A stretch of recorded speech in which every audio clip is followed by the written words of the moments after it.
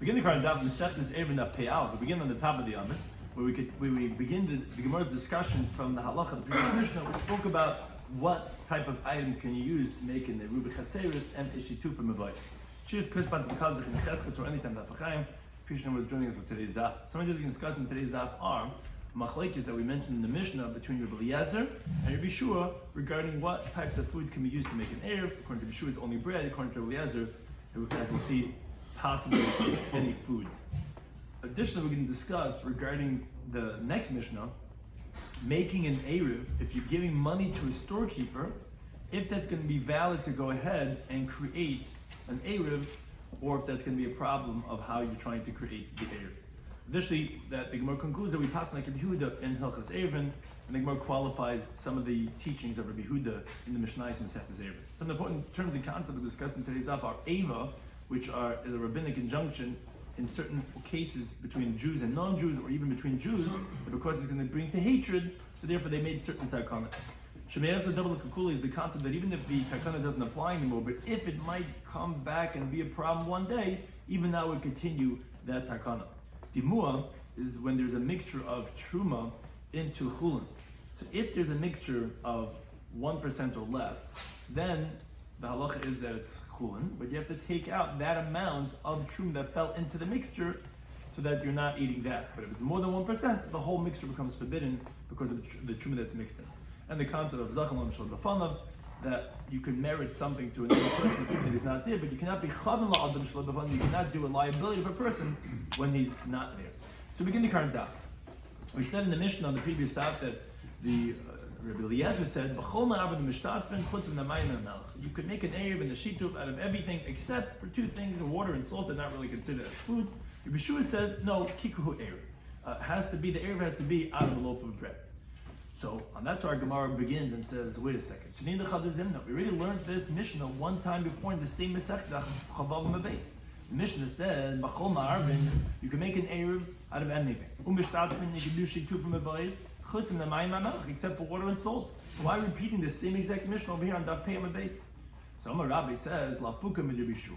The reason why we taught our Mishnah again was to exclude, this is the way Rashi learns this again, is to exclude from Rabbi Yeshua. Because the Amar, he says that for an Erev, kikar in, you can only use a loaf of bread, but something else you cannot. Kamash malam, that's what the Tanakh here in our Mishnah is going to tell you, bakoil, that with anything you could, meaning even with wine, even with produce, as Rashi explains. If we only had the Mishnah previously, which sounds like the same exact words in Chavav Mabez, I would have thought to say, over there is Tuma by Rubei Tchumen.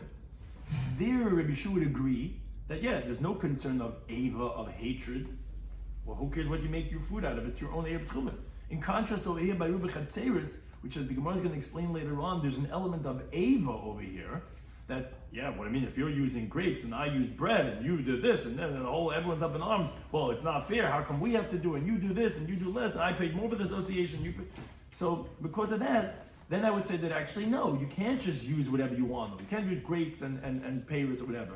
You got to do, like Rabbi Shua says, everyone's got to use a loaf of bread. That's why we had to repeat it again in our Mishnah to tell you that the halacha applies not only by Rubei Tchumen, but even by Rubei Chatzeris, that you could use whatever you want to. We're not concerned for like Rabbi Shua that you have to specifically use a loaf of bread. However, in this interpretation, Abaya asks and says, wait a second.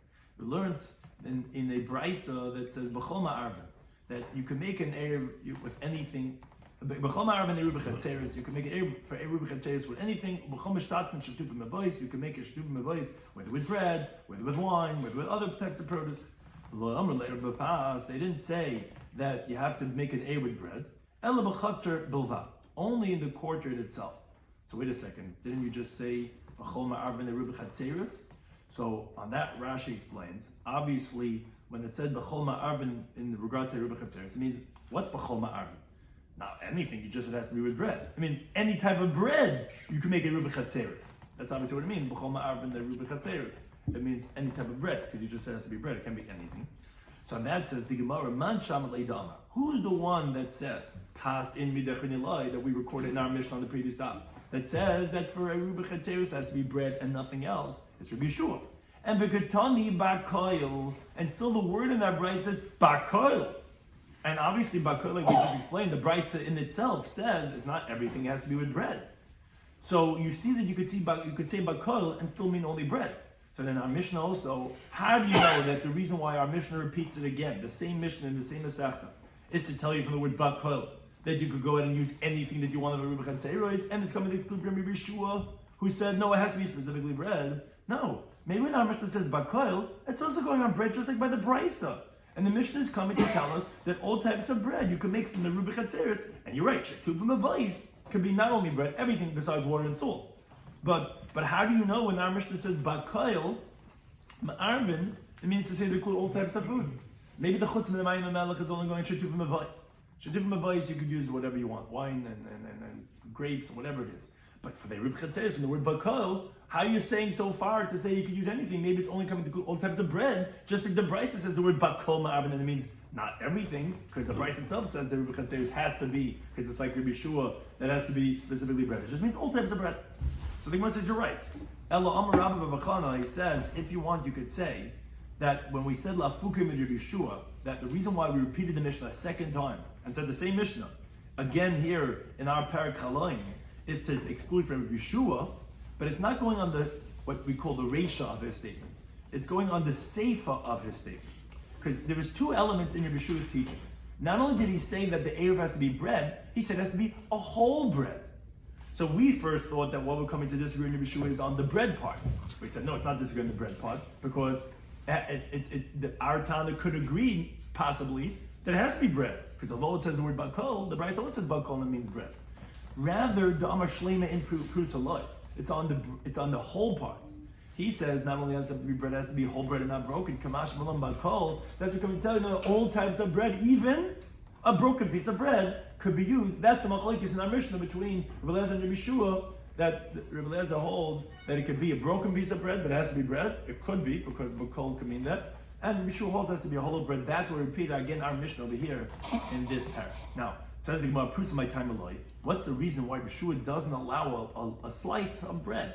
Why does it have to be a whole loaf of bread, a bilkala, to be for the Eruvin Chatzeres? So Rabbi Yisrael Shalom, Rabbi says Mishum Eva, because of hatred, because they're going to come to fighting. He's going to say, I gave a whole loaf, you cheap guy, you gave a broken piece of bread, I don't want to be part of this community anymore, I don't want, so whatever, because of the hatred, we say everyone's got to give a whole loaf. Now, Amalei Rav Acha Rav Ashi, but he asks, he says, let's say Erev Kulim Bepusas Ma. What's the halacha? Everyone's cheap. Everyone gave a slice of bread. What would the halacha be then? There's no fighting then. So Amalei said to him, no, Shemiyaz double kukula. It might go back to the old problematic ways. At one time, one guy might decide to start giving a whole loaf of bread, and one guy might give a slice, and then it's going to go back to the same machlekes. So if we never let, according to Yeshua, a slice of bread, you got to give a whole loaf for everybody. Now, the Gemara brings now a few different applications for this halacha of Rabbi Yeshua, that it's got to be a whole loaf of bread. Rabbi Yochanan ben Shal, he says, let's say nitla hemena. Let's say it was taken from that loaf of bread. Kedei chalasa. It's Machlikas Rashi, and tells you what this means. But Rashi says, means say, because it sounds like the amount of the challah.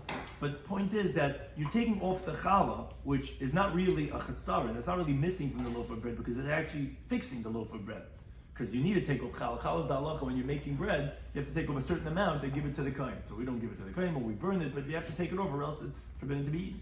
So let's say you took off from the loaf of bread the amount of its challah, or kedei dimua, which is let's say it became dema, which is that the truma fell into the chulin, and it's less than 1%.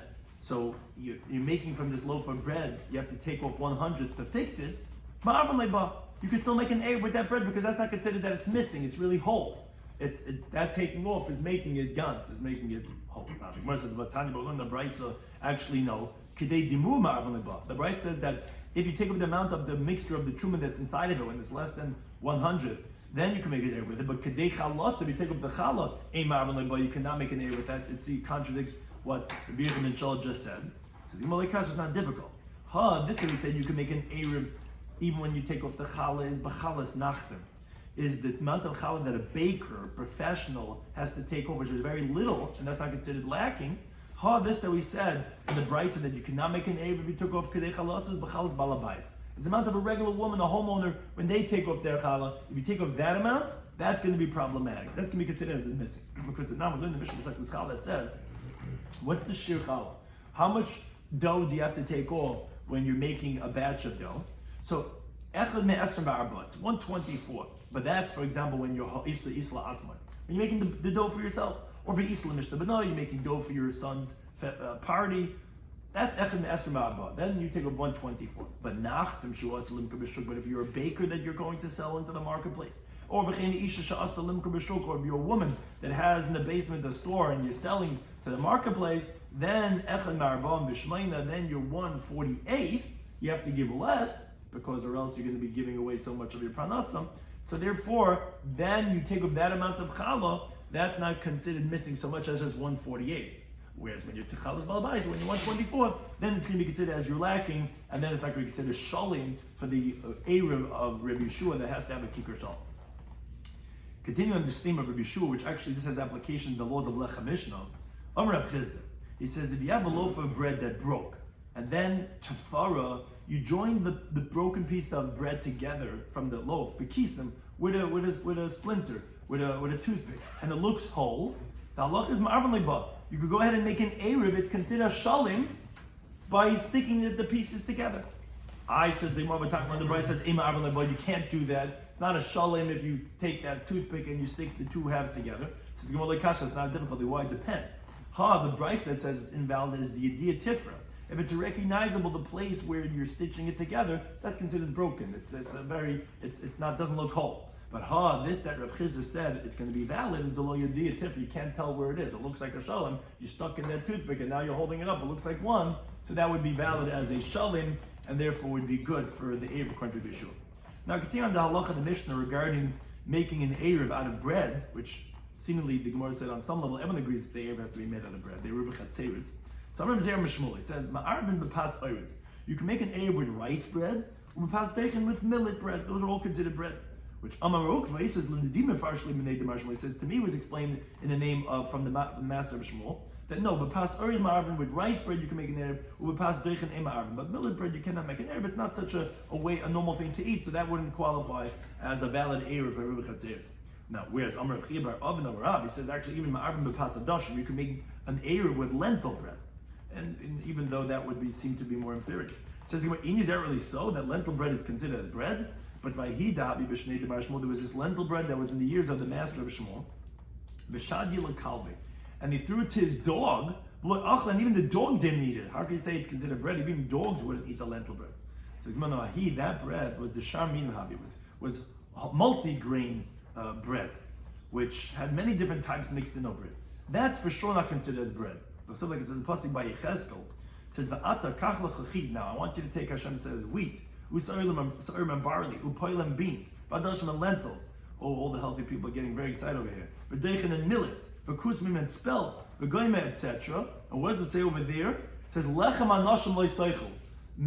Bread of men is not being eaten over here. Obviously, it's not considered as bread. Right? Rabbi Rabbi would agree. This is not considered as bread. This is. So therefore, the lentil bread is considered bread, but when you get all these other things mixed in, that's considered not bread. Now, another interpretation of Papam, he says, no, the reason why that was not considered bread was because it was roasted on the excrement of a human being. That's like it says in the pasuk there later on, it says that it in the excrement, the roast of the excrement of a person to genele nehem, like in the word of uga. You should make it into a cookie in front of their eyes. So that's why it was inferior. But really, lentil bread would be considered bread, but there it was roasted on the human excrement. So that's why there it wasn't considered as bread. And parenthetically, the Gemara asks, what does it mean that the cookie, the cake of barley, you're going to eat it? In other words, as Rashi points out, it's not specifically barley because we said that bread was made of many different types of grains and species. So why would you call it the uga sa'irim? So the Gemara brings two interpretations. Amar Rav Chisda says that actually means l'shiurim. You shouldn't read it sa'irim, but rather shiurim. You're going to eat it in measurements by weighing it, like the way hunger, like in the year of famine, you're not going to be satiated. You can measure, people on those diets that they eat like this amount and this amount. There's zat from them. So that's l'shiurim. Or Papam, he says, arivasa ka'arevis ayim. It actually means the shape of the bread was the shape of how barley bread usually is, which is not pretty. It's just like this one plump.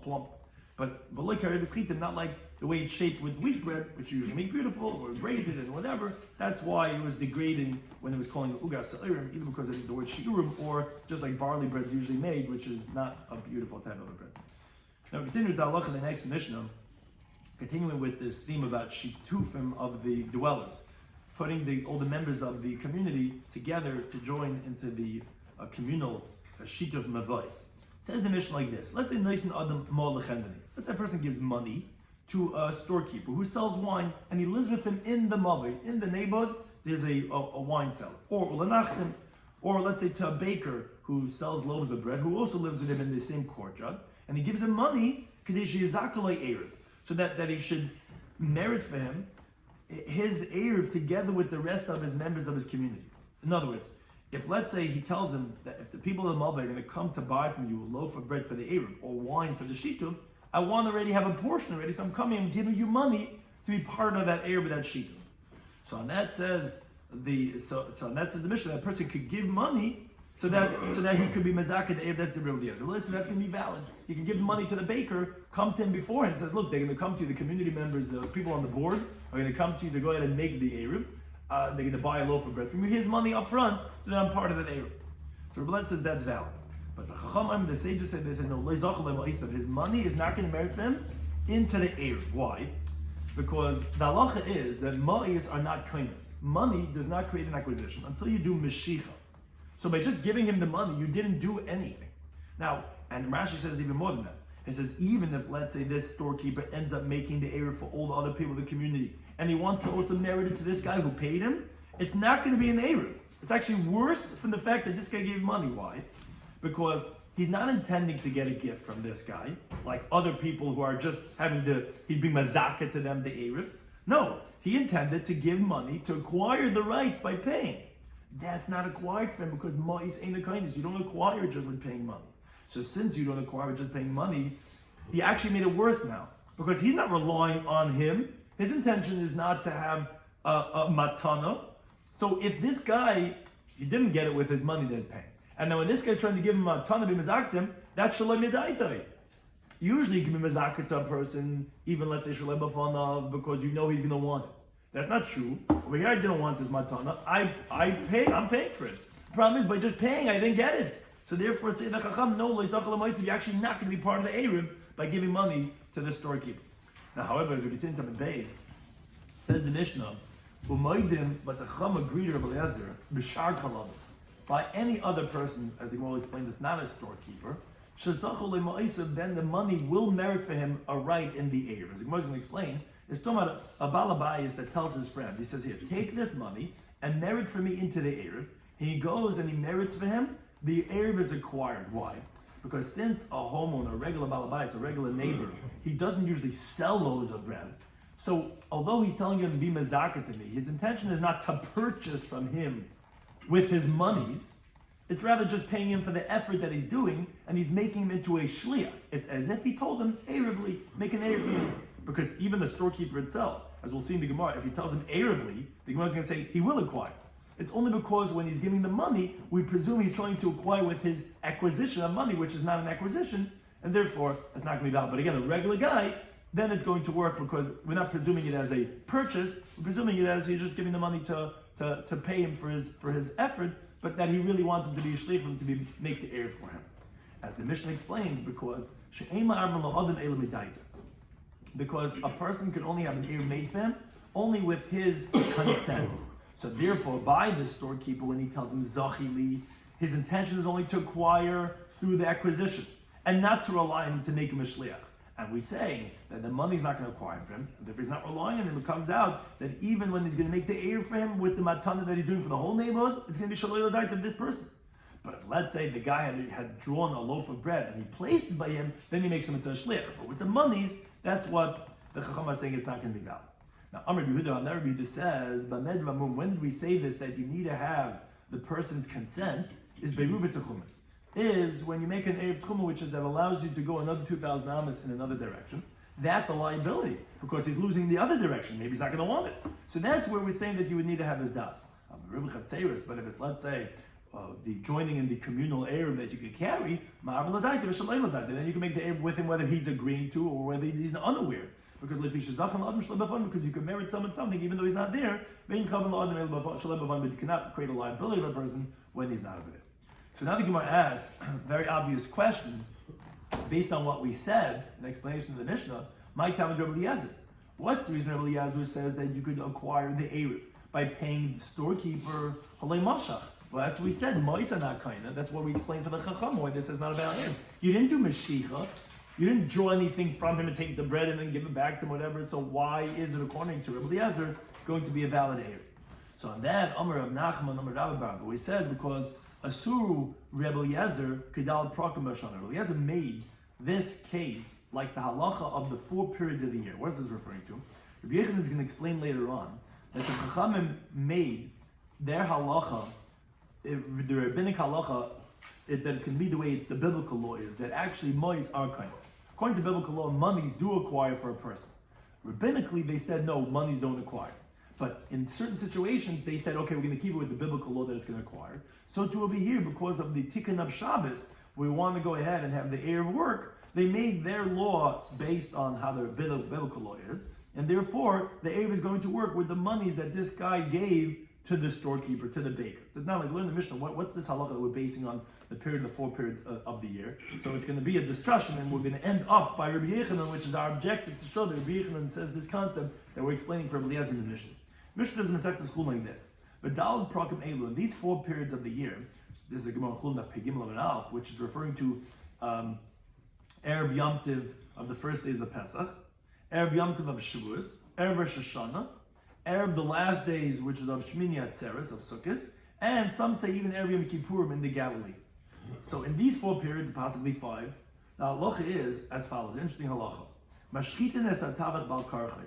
You could force the butcher against his will to slaughter the animal. Afila shar shava elav dinner. Even if, let's say, there's an ox worth 1,000 dinner, ve'ein l'lekeach, and the purchaser, the consumer, only has in this ox ela dinner echad, 1 dinner. He gave him 1 dinner from before that day, worth 1 dinner in this ox worth 1,000 dinars.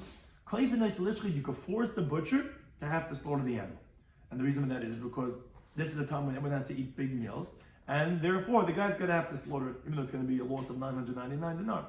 Now, lafika, therefore, in mace, if the ox dies, mace lekech, it dies for the consumer, meaning he lost what he gave in the animal, because he already has those rights, like we said before, it's the sheikh, the tabak to slaughter, he loses it. Now, the question is, but mace, why? If the animal dies, lekech, it's a loss for the consumer. Halei mashach. What do you mean? All he did was give money. He never did mashicha. He never drew the animal to himself. So what's the rights that he has in the animal that you're saying he lost? He never had anything in the animal. He just gave money. But money doesn't create an acquisition, so it's not my animal that died. It was the seller's animal that died. Why does he lose his money? So Amrav, when he attempts to answer, he says, oh, bishamashach. It's talking about where the guy did mashicha.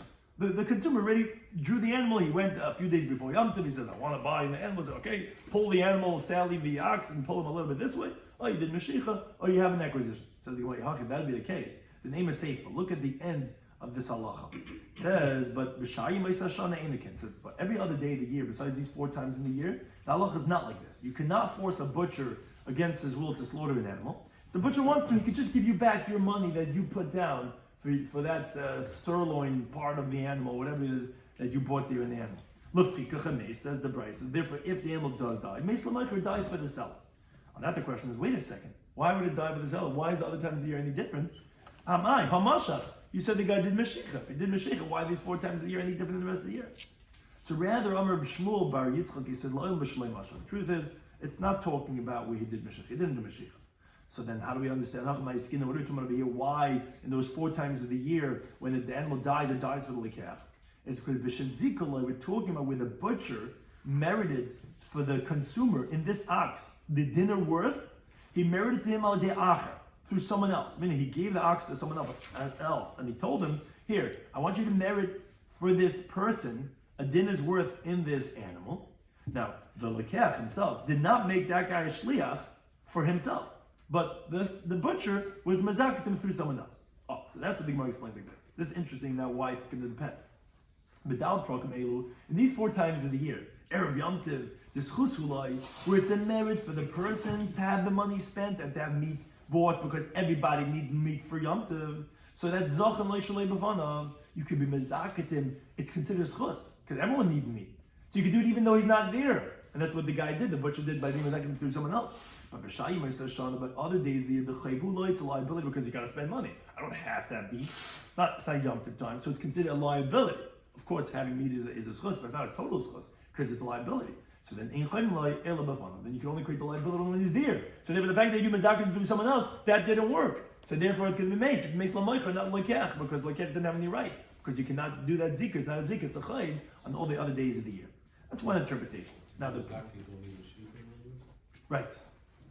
You could just be mezaket to him through acher. Well, that's the question if that other guy has to do a kinyan, but you could do it through someone else. And that's the question here: is that going to work or not? Is it a zach? Is it a schos? Or is it a chayv?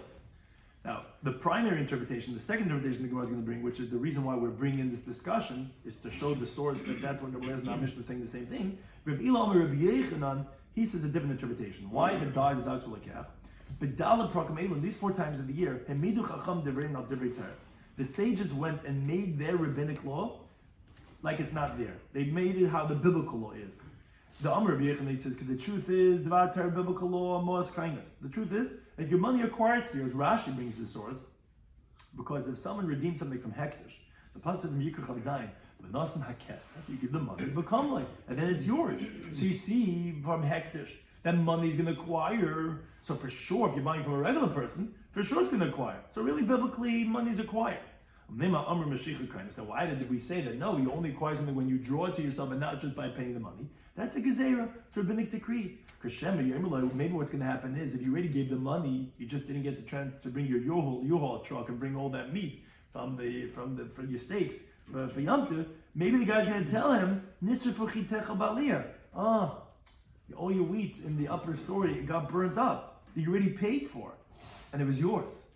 So therefore, the halacha, the Rabbanan did is that they said, no, it's going to remain in the seller's domain, so that he'll be Ma'aseh Nefesh to save it from the fire. So that's why we said that it's only required with Mashiach. When the guy takes it, he took it already. But the money's not going to require for this Gezer. Now, by Erev, they will also Hamidu Divrei Mal Divrei Torah, which is when the guy gives money to the Chenbani or to the Nachtem, that the money that he gave is a kinyan. And that's what Rabbi Eliezer holds, that's what it's going to be a valid Erev, because Hamidu Divrei Mal Divrei Torah, just like Rabbi Yechanan says, we're going to Dal Prokem Bashana, Hamidu Divrei Mal Divrei Torah. And therefore that's why we understand why Rabbi Eliezer disagrees with the Chacham. Now, the Gemara continues that the Mishnah said, we said that the sages agree to, by all other people, that the Erev is going to acquire by paying money. Although by the storekeeper they said no, because mice and the kindness you didn't acquire anything. But by someone else is going to. So it says the Gemara just clarifies who's every other person. It means balabas, a guy who just lives in your neighborhood, not a storekeeper, not a seller. Shmuel says balabais. Because Shmuel had said, we didn't learn that's not going to be an Erev when you're giving money is ilanachtim, only a baker. But balabais kind of, but a balabais will acquire.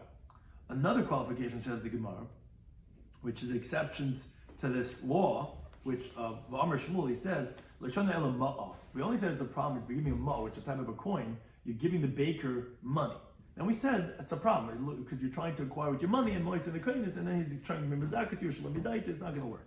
Of a kli, but if let's say you're giving him a kerchief, which that's what's called kinyan sudu, which is the kinyan of chalipin, then you'll acquire even by a chembani, because that is a valid acquisition. The whole problem wasn't that, not that you can't be kind, it's just that moyes are not kindness. But kinyan chalipin would be kind, and therefore that's going to be valid.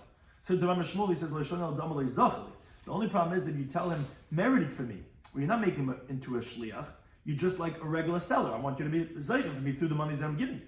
But if he says, make an Erev for me, then shliach shavi, then we can presume that he's making him into a shliach. And he's relying on him, like the Gemara says, on Daf Yomi, we could presume that an agent is going to do his shliach. So therefore he's doing the Erev with his willingness, with his consent, and therefore Vakani then is going to acquire. The only problem is, again, when we presume that it's being done through a kinyan of moyes, and that's not going to work. Kinyan Suda will work. Right, but the kinyan moyes will not work.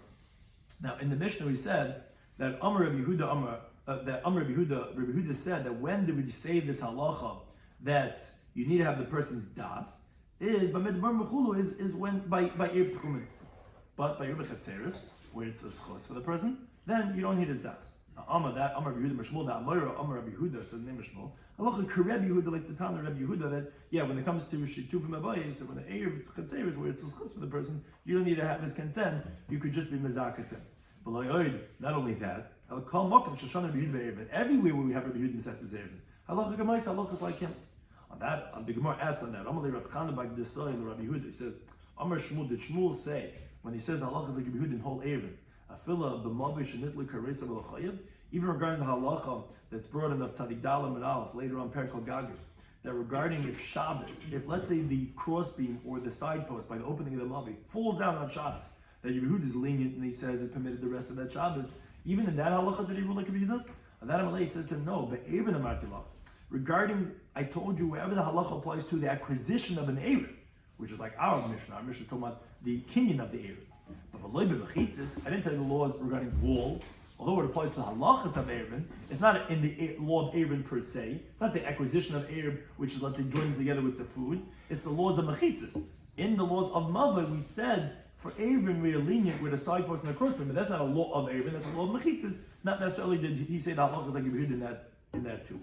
Now the Gemara asks, he says, wait a second, I don't understand what you're saying. The fact that you're saying halacha, that the halacha is like Yehuda in our Mishnah, machlal de pligi. Obviously there's someone who disagrees. You're saying halacha is like him. Obviously there's someone who disagrees.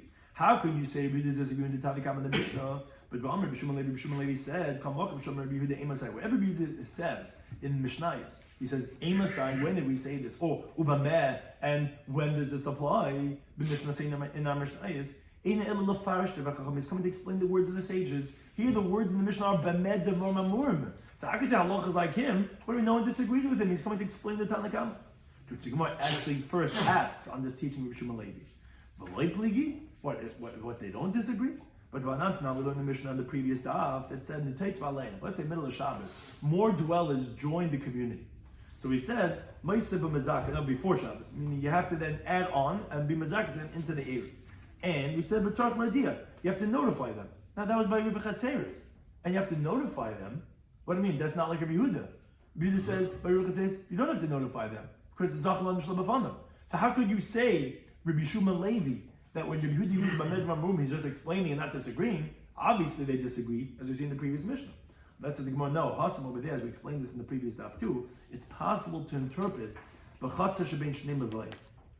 When you have a quarter between two mavayis, the halacha is it's really a chayv because he's part of two different communities. He lives right on the edge, on the border of this community and that community. He's right between the two mavayis. So it's not necessarily a schos. Usually it's a schos. Like who doesn't want to be able to carry in the Erev? No, I want to be the guy who can't carry in the Erev. No, what do you mean? That's of course a schos. But here, when you're between two different mavayis, it's not necessarily a schos because if we make you part of this mavay, you're not part of that mavay. So it's the same like what we said by Tchumen, that although you're gaining one direction, you're losing another direction. So maybe that's where the Mishnah in the previous Daf said that you need to have the person's das and the tzarech l'diyah. But in our Mishnah, which term on the same oven, maybe they would agree to Rabbi Yehuda that Bamed Ramum is coming to qualify. So on that, you see that Rabbi Shloimy Levi could be correct. That maybe Bamed Ramum is coming to qualify to explain and not to disagree. But the Gemara still asks. But Amar Rav Shizvi, Amar Rav Chizdi says, we said this on the previous Daf too, that Rav Shizvi had said, what do you mean? What we see from our Mishnah is Chalukin Allah Chaver Rabbi Yehuda. That the Chacham are disagreeing with Rabbi Yehuda. So there's different ways of the Rishonim how to explain where we're at right now. But one thing is, we see that it is a machlekes amirah regarding Bamed Vamurim in our Mishnah. Rabbi Yehuda disagreeing or he's explaining. But one thing the Gemara is asking is, you see Rabbi Shloimy Levi holds at least that Bamed Vamurim is only coming to explain. So what is he saying? Halach is like Rabbi Yehuda. Halach is like him. Everyone says this. He's explaining the Chacham. The Chacham agree. The previous Daf's Mishnah that said you need to be Mediyah him is when it's between two different Chatzeres. But if it's in the same Chatzer, it's a schos. And everyone holds to this. What do you mean halach is like Rabbi Yehuda? So Ella, rather, or as some gear size have it on Amalei, so Rav Ashi told him, as you continue to talk about Pei Beis and Aleph, Gavra, a person, meaning one Amar, Shloimy Levi, who yet, he holds that Rabbi Yehuda in that Mishnah, since he says Bamed Vamurim is not coming to disagree. A Gavra and another person, meaning on the Amar Shmuel, who he was saying halacha, which obviously halacha means to say that Rabbi Yehuda is disagreeing. Karamis, you're asking as a question, as opposing as a contradiction. That's not a difficulty. Mar Shmuel, who says the halacha is like Rabbi Yehuda, Sava Pliki. He understood that they're disagreeing. Umar and Rabbi Shloimy Levi, Sava Loi Pligi, he understood that they're not disagreeing. So yeah, it's a machlekes amaram in if Rabbi Yehuda is disagreeing or not. Shmuel held they are, and if he says halacha, to say halacha is everyone's going to say that halacha is Rabbi Yehuda. Question if he's disagreeing or not, that's a machlekes amaram, and there is not a difficulty. It's a machlekes regarding if he's disagreeing or not. Something to discuss in today's daf and Eruvin Daf Pei Aleph was that we learned our Mishnah 2 times. One on the previous daf Chavav on the base, and then again here on daf Pei. Why are we saying this Mishnah 2 times? Says the Gemara, because it's coming to exclude from Rabbi Yeshua, which is, as the Gemara ultimately explained, it's not as we thought to say that you don't need bread. It's not true. You possibly do need bread, because the fact of the word bakol could still mean bread, as we brought from a brisa. Rather, we mean to exclude from Yeshua from the end of his statement. Even if you need bread, but the bakos come and say, but all types of bread. And what's that to say? Even if it's a broken piece of bread. In contrast to Yeshua, who says, no, you can't use a broken piece of bread. So they're going to explain why can't you use a broken piece of bread? Because of Eva, because it's going to come to machlekes. And even if everybody's using broken piece of bread, it doesn't make a difference, because it might go back to the old ways where one guy's going to start getting all over bread, he's very upset, the rest of the members, and they don't give a whole piece of bread anymore. So therefore, Rabbi Shua says, okay, you want to make an Eruv, which is coming together. That's what an Eruv is. We all got to give a whole loaf of bread. Now, then the Gemara said, if let's say you took off from the whole, which you had, according to Rabbi Shua, it's got to be a whole loaf of bread, the amount of dimua, which is less than 100th, so then you can make an Eruv. It's still considered as a whole loaf of bread. Whereas Kedei Chalasa depends. If it's the amount of challah that a baker has to take off, which is only 120, which is 148th, so then that's going to be a valid Eruv. But a balabais, which is more, you got to take off 124th, that's already a larger percentage, that's not going to be considered as a whole loaf of bread anymore. Now let's say if it was broken, but you went and you stitched it together, you put a toothpick and you connected the 2 halves. So it depends.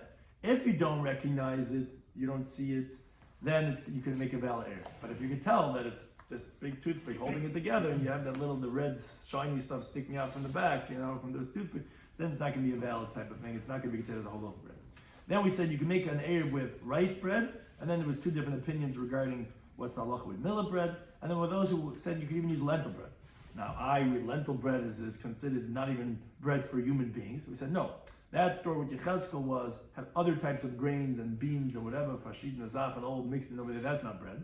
Or no, because there was roasted with human excrement, and therefore that wasn't considered bread. And the description that it describes it over there as ugas sa'irim, why are you calling it barley bread, is either it means shiur, because you eat it in measurements, therefore that's not considered as satiation, or the way you make usually a barley bread, which is just like one big clump. It's not a beautiful piece of bread, it's this hotnish kantam. There was no such a loaf of bread, but wheat bread, beautifully braided with the egg base and the little sesame seeds on the top. Oh, that's a geshmaka type of bread. That's why they called it as the ugas iron. Then went to the next Mishnah. We had a machlekes. If a person's monies will merit for him for the Eruv when he gives it to a chenveni, to a storekeeper, or to a baker. Now, the Chacham agree, but by shar b'nei adam, she might explain what's a balabayas, that it's going to be effective, because the same thing would apply by kinyan sudar, or if you told him arively that the halach is, then you're making him into a shliach. Whereas by the storekeeper, when you're giving him the money, you're trying to do it through the acquisition of money. That's the understanding of the Chacham, why they hold it's not going to be valid, because money is in a kindness. Now, Eruv Tchumen requires the person's consent according to everybody, because even though you're gaining one side, you're losing another side. And we had a machlekes in the Mishnah, or possibly a machlekes, if it is a machlekes, regarding Eruv Chatzeres, and that's the question, because is that considered as a schus? Then you could do it even shalei b'fanav. You don't have to have his consent, because what are you losing by being able to carry in the Eruv of the community? Now, according to Rabbi Eliezer, said in the Mishnah that his money acquired from, even if he gives it to a chenveni. Now the Gemara says, how? And that's why the Chacham disagree. What do you mean? You didn't do Mashiach. So how are you acquiring the Eruv? So that the Gemara says that because Rabbi Eliezer held like it's similar to the halacha of the Daled Prakim in the year, which is like Rabbi Yehuda's interpretation, that yes, because Mois will acquire for you, because biblically, really, Minatari Mois are kindness. Only usually rabbinically we say that we're concerned that if it's just your money acquired for you, it's still in the store and there's a fire in the warehouse, and the guy's gonna say, not mine, I'm not gonna go ahead schlep for this guy. So because of that, we said no, you only acquire with Mashiach. But in these times, where times of tzarech, we made it with your Mois being kindness, and therefore that's the reason why it works in our Mishnah according to Rabbi Eliezer. But not because, as we said, not because of Mashiach, because that wouldn't be a good interpretation then why the other times of the year, if you did Mashicha, it wouldn't be Meis L'Lekech. Or a second interpretation, actually, which is not for our sugya, but another interpretation why Dal Prakim Hashana, if the animal dies, even though he gave just one dinner's worth, an animal worth 1,000 dinner, it's going to be a loss for the consumer, is because he was mezaka to him through someone else. And the reason why you could do it is because it is a schus for the person on those 4 times a year, whereas other times a year it's not considered a schus by the loss of the money, and therefore that's the difference between the 4 times a year and the other times of the year. Then the Gemara concluded Mishnah that for the Eruvin Chatzeris you don't need to have the person's das, and the halacha is really in all of Masechet Eruvin that would rule like a Yehuda, and but not necessarily even by the case of the Mavoi where the lechi fell down on Shabbos, because over there that's really regarding the laws of partitions, not really regarding the laws of acquiring an Eruv, so not necessarily over there is halacha b'Yehuda. Now the question the Gemara had asked was, if you're saying halacha, that's the inference is obviously someone disagrees. Now the problem is, but Rabbi Shloimy Levi, he says, whenever you read this is Bamed Vamur, he's not disagreeing. So how can you say that halacha is like him, but no one's disagreeing? That says the Gemara, Gava Karamis, what do you mean? Shmuel holds that he is disagreeing. And that is because we actually see in the Mishnah of the previous daf that the Chacham say that you actually tzarch l'haydia when you're making Eruvin Chatzeris. And Rabbi Yehuda is saying that no, you don't have to have his das. Whereas Rabbi Shloimy Levi, he would interpret that no. Actually, Chacham don't disagree. Yehuda, his opinion that Eruvin Chatzeris you don't need his das, Chacham agree. The Mishnah of the previous daf said that tzarch l'haydia. That's talking about by a chatzah between 2 different mavos, where that's not necessarily a gain. He's going to gain one mavoi, he's going to lose the other one. So therefore, that's why tzarch l'haydia. But could be they agree, and you're right. It's all like it's if Rabbi Yehuda is disagreeing with the Tanakama or not, and therefore Shmuel, who says halacha, obviously machlal the pligi that they are disagreeing. They can do any time.